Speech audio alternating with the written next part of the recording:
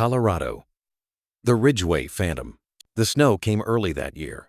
Eli was driving south through the San Juan Mountains on U.S. Route 550, alone in a rented SUV, trying to beat a storm that the radio insisted would trap drivers in the passes overnight. He had a job waiting in Durango, inspecting a decommissioned mine site for redevelopment. The pay was good, the risk supposedly low. But as he passed Ridgway, an odd silence fell over the road. His cell signal dropped. The radio went to static.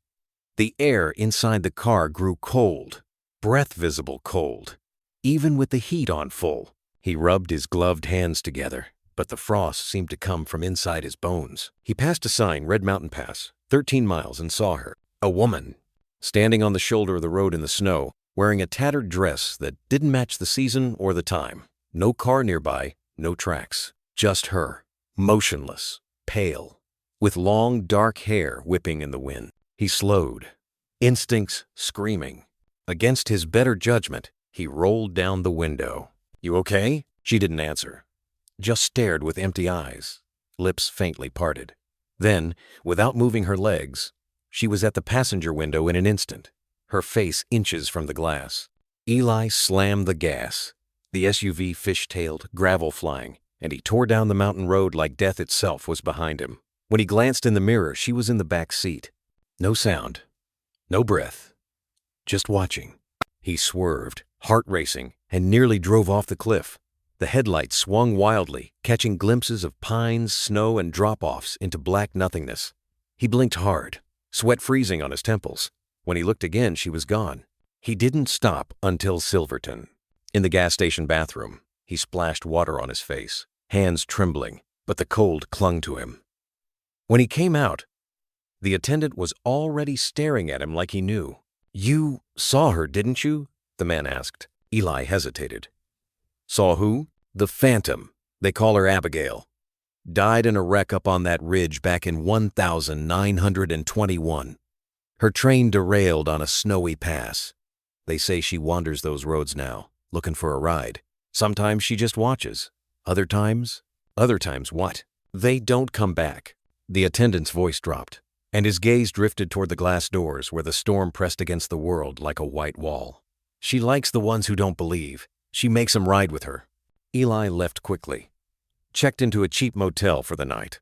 That was when the knocking started. First at the door, then the window, then from the mirror. Not on the mirror, in it. He saw her reflection over his shoulder, pale face in the dim light, lips curling into something that wasn't quite a smile. He spun nothing there. Then the room phone rang. He answered with a shaking hand. All he heard was breathing. Then, "You should have stopped." He threw the phone, heart hammering. The cord whipped like a severed vein, packed his things, drove back north, headlights struggling against the storm. But the road had changed. Snow fell heavier. The pavement swallowed beneath ice and slush. Signs twisted, as though letters had been rearranged by unseen hands. Landmarks disappeared. The GPS rerouted endlessly. Loops without end. He found himself back at the crash site. Though the train was gone, the blood had never left. A broken guardrail, scorched trees, a curve too sharp for survival. The air stank of smoke and iron, though the snow should have washed it away 100 years ago. She waited on the edge of the drop. Eli stepped out, boots crunching in the snow. His breath fogged the night as the storm howled like voices calling through tunnels. "You're not real," he whispered. She turned slowly, her eyes black wells of reflection. "You are," she said. Then everything fell. The world twisted upside down, and Eli was in the train car, screams echoing around him. Iron groaned, glass shattered. He looked down and saw blood on his hands, staining his coat, though he hadn't been hurt. Children crying. Flames licked the ceiling. Abigail reaching toward him from the aisle, her hair floating like she was underwater. Then the impact. He awoke on the ground, snow piling on his chest, cold beyond feeling. The SUV was gone. So was the road. Only the mountain remained. He wandered for hours, or maybe days. Time didn't behave anymore. The snow never stopped. The storm never moved. Shapes drifted between trees, sometimes passengers with hollow sockets for eyes.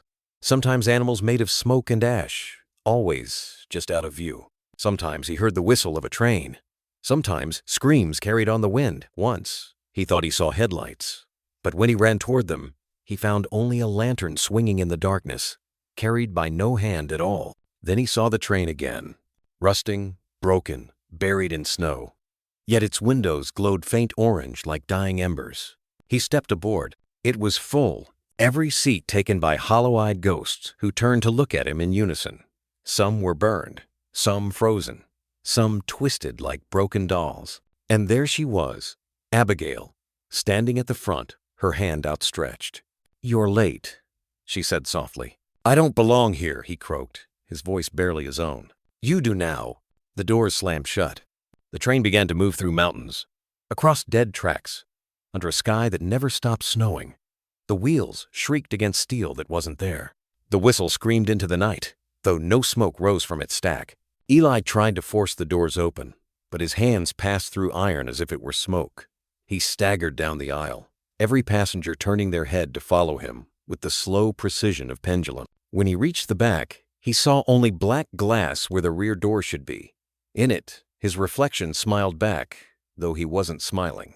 They say on the quietest nights, if you're driving alone on Red Mountain Pass, you can hear the whistle of a train that shouldn't exist. Some claim they've seen a man walking the road in a daze, muttering about a woman in the mirror and a train that never stops. His clothes are ragged, his eyes frozen hollow, his footsteps always leading back toward the drop.